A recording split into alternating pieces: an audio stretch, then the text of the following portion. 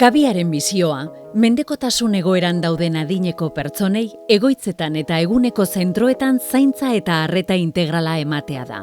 Eta horretarako funtsezkoa da hizkuntza ere kontuan hartzea. Eta goiar asko eskualdunak dira, eta euskeraz bizi dira. Orduan beraien harremanak garatzeko, gurekin komunikatzeko, gurekin ere edo gure langileekin harremana efektibo positiboa garatzeko euskara beharrezkoa da.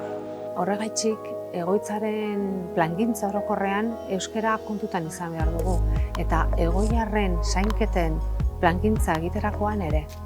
Hizkuntza komunikatzeko tresna den heinean, eragin zuzena du erabiltzaileek jasotzen duten arretan. Eta oso garrantzitsua da, haiek aukeratzen duten hizkuntzan hitz egiteko aukera izatea.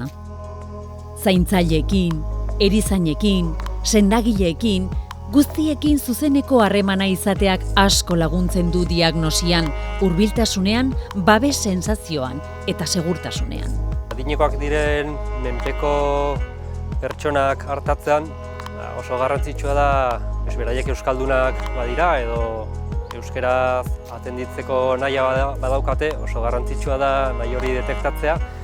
Era horretan beraien beharrak, beraien sentipenak, beraien gaitzak guri hobeto azalduko dizkigute eta guk horren aurrean erizain eta mediku taldetik erantzun hobea eskaini dezakegu kalitatezko zaintza bat eskainiz pertsona hauei. Izan ere, egoitzak erabiltzaileen etxe bilakatzen dira, eta adinekoek nahi duten hizkuntza erabiltzeko aukera badute, hobeto sentituko dira, bai beren inguruarekin eta baita beren buruarekin ere. Ona, Bizpahiru aldera etorri nintzen orain 9 urte, eta nao oso gozo gustora. Daukan lagun asko, danok itzen du euskeraz berba, eta etxian bedanak berba itzen dau euskeraz. Ni posi nau, amen, egoitzan. Nire ama oso posik etorri zen Bizpahiru alde egoitzara. Eta posi dago, ondo zainduta dago, eta etxian beti euskeraz egin du.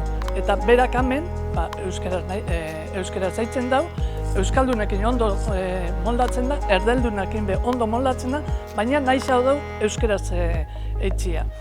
Eta ni oso posi nago, porque dago oso ondo zainduta, eta alaba moduan posi sentitzen naiz.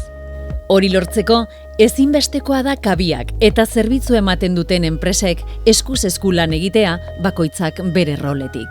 Guretzat garrantzitsua dira euskara eta kalitatezko zaintza. Kabiarentzat ere garrantzitsua dira eta bat egiten dugu bide horretan. Kabiarekin lan egiten dugun egoitzetan hizkuntza irizpideak jasotzen dira.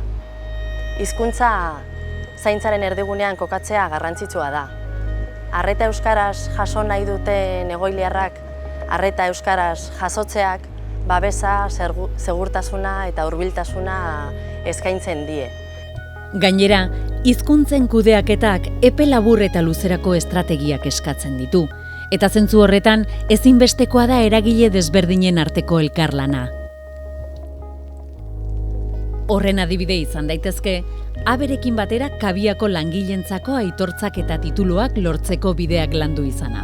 Edota kabiak, bere beharren inguruan egindako hainbat aurkezpen ondoren, zaintzan oinarritutako ziklo formatibo bat, A eredutik D eredura igaro izana.